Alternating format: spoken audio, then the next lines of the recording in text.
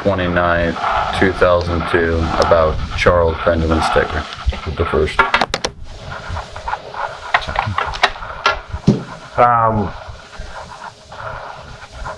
He got through OCS and was an officer in the heavy artillery. They then sent him to a flight training school to become a pilot of small aircraft, Piper Cubs generally. And these pilots were attached to,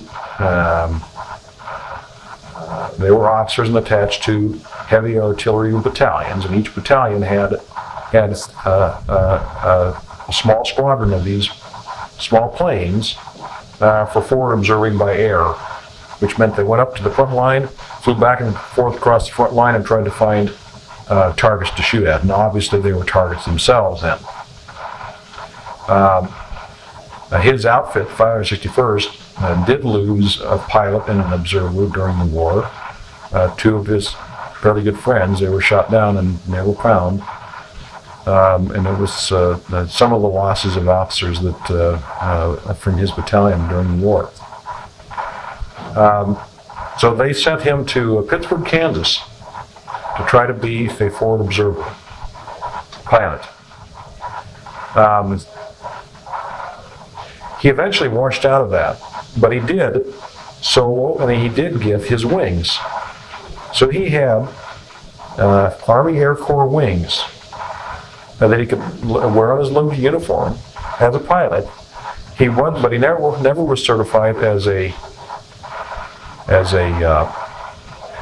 forward observing pilot. He did wash out of the program. And one of the reasons that he thinks he washed out is that early in the war they had set up some quotas for the number of pilots they thought they needed based on their loss ratios in Africa. And once they got into Europe, or into Italy, before they got into France, when they were still in Italy, they determined that those loss ratios were a little high and they didn't really need that many. So they found themselves training more than they needed, so they just washed out a bunch of them, and he was in that group. At least that's what he thought. He didn't really know, but they did wash out a whole bunch of them right then. There was one story of him flying around Pittsburgh, Kansas. He said that it was his experience that the guys that were in that training fell into three categories. Either they just absolutely loved to fly, and they would do anything to be pilots and flying, and obviously then better at it, or they hated to fly. They really didn't like and weren't comfortable being up in the air, and they really probably shouldn't be there. Or guys in the middle that could take it or leave it. They did it because they were told to, and didn't bother him one way or the other particularly, but he thought he fell into that middle group. There was one time though when he was, after you soloed, then you had to have so many hours of experience training, and his instructor, this was near the end of the deal, and his instructor came to him and said, Stegner, you're short some hours. You need a couple more hours of solo work. And said, go over and check out a plane, get 2 hours of solo work, and be back here at 5 o'clock for the ceremony that's going to take place. You got to be back here. I want you on the ground by 5 o'clock so you're available to do something else. So he went over, checked out this plane, nice Saturday afternoon, took it up late in the afternoon, 3 o'clock something, flew around for a while and got lost. Didn't have the slightest idea where he was or how to get home. So we finally saw a big pasture down by a farmhouse down there, and so he landed at a damn pasture. Didn't shut the engine off because he didn't know he could get it started again. Turned the plane around, let the engine running, got out, chocked the wheels with a rock, ran over to the farmhouse, knocked on the door, and asked where he was. And some surprised farmhouse matron told him where he was and what direction it was to Pittsburgh Landing. He thanked her, rushed back in his plane, unchocked this, jumped in the cockpit, took off, and landed and touched down exactly at 5 o'clock. just exactly like his falling asleep at the movie theater deal. He said if he got caught doing that, he probably would have been kick that court-martial we've got. He said he's really lucky. He went back to the unit. See, when he went to OCS, then he became an officer. He was assigned to a new unit. He didn't go back to his National Guard outfit. He went back. He was assigned to a new developed unit. And if you ever study the development, it's a huge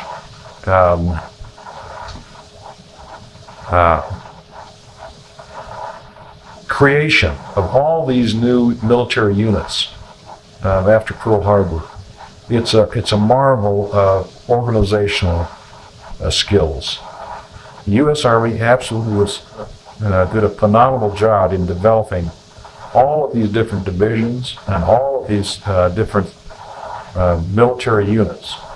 They had to create all the different positions. They had to train everybody for all of these different jobs. And they were creating all these units all across the United States. And then transporting them, just getting them over to Europe. It was a major organizational feat. And of course, add to that then the U.S. government's capability of developing the tools and the equipment and the weaponry and the planes to support all these new units is just absolutely marvelous. Yeah. That's why we won the war. Yeah. Is our ability to create all that stuff almost instantaneously. Actually, it wasn't instantaneous. It took several years, but it was still a marvel, and our production capability, our unhindered production capability. We didn't have anybody applauding our factories. That made it a lot easier. Yeah. In a lot of ways, there was no way we could lose the war with our production capabilities, and I suppose if well, that's kind of off the subject. They assigned him to this 561st Field Artillery as one of the cadre of low-level officers in this entire battalion. From there, they assigned him back to flight school. He was there for weeks, washed out of that, and returned then to the 561st. And the 561st, he got back one afternoon, and he ran into Half Holiday, who became one of his best friends of the war, who was a captain, I think, and company commander of headquarters division, a headquarters company. The battalion was made up of a headquarters company, 3 fire companies, which each had 4 guns. Company A, Company B, Company C, and when they were all set up, they could fire 12 long tom 55 millimeter guns at the enemy, and a service battery, service company. And I think my father was a transportation officer in the headquarters battery. Okay. I think that's right. 250 men. A lieutenant colonel as the commanding officer, captains as the company commanders, Have they learned this back in? major as an executive officer, and then first and second lieutenants as the line officers. And as a forward observer, he had other duties, but he was assigned to this. They had more. What I'm trying to tell you is that when he got back to his outfit, they had more officers than their chart would allow. I mean, they had more officers, and the company commander was about ready to kick out the deadwood. Not the deadwood, but he had to eliminate some people, and that means they'd now be assigned to another battalion that was forming somewhere. And of course, nobody wanted to do that. Everybody pretty much had made their friends there. They kind of wanted to go overseas with the 561st. But my father, because he'd been gone so much to flight school, figured that he probably hadn't impressed the colonel, this lieutenant colonel, and he didn't think he'd probably be asked to stay, and was kind of resigned to probably being reassigned. In fact, but he wasn't. He was kept. Some other guys were let go.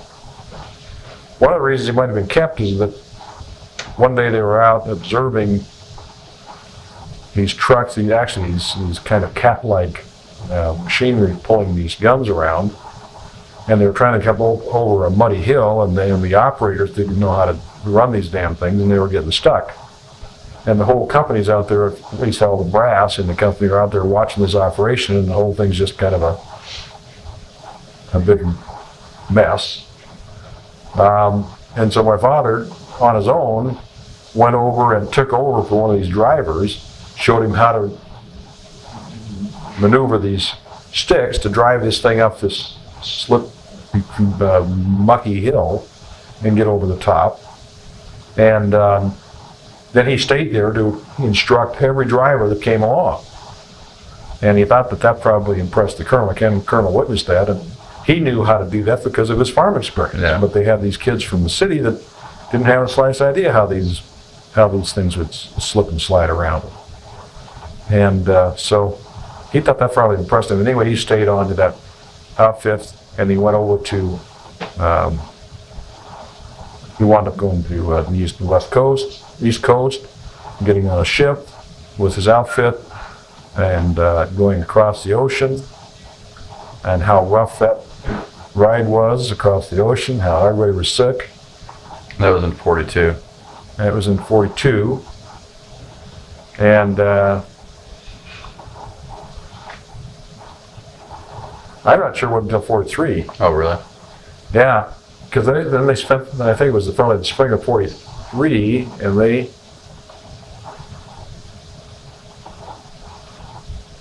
well, heck, it might have been 44. They were only in Europe for a few months before D-Day, and D-Day was July 5, 1944. And then within a year, we kicked Hitler's ass by April of 45. Okay. So I think that whole time frame is extended between the time he got married in August of 42, and then OCS, and then training with the 561st down in the southern part of the United States, Baton Rouge and down in that area, then off to flight school, then back to the 561st, then up to New York to ship out, probably. Spring of 44. I think so. Okay. I think so. When they got to Europe, he had quite an experience running around picking up equipment. They shipped all the guys over there, and then now they got to connect with all their equipment, and they'd have to go over to. I mean, there's a whole list of equipment that the battalion's supposed to have, and man, they'd have to send out these guys with trucks to try to pick up everything from radios to uniform equipment to cooking equipment to machine guns to everything. And he was one of the guys who was assigned this to travel around Europe. They'd taken down all the signs, all the street signs in Europe. You know, like trying to drive around Seattle without any street signs, and you might have some country maps, but as soon as it got dark, totally pitch black because there's no lights. Everything's blackout. And quite a unique experience. But then they wound up, he was, I think his outfit went across the English Channel about 20 days after D-Day. It was 20. I can tell you exactly. You want to know exactly? Well, we can do it after this, or done. Yeah, pretty much. Okay. He his whole military experience. Let me just add this. You got to listen to the tape on the Battle of the Bulge. A major influence on his life. Some really scary stuff happened, and unfortunately he lived through it all. And when he got home from the war,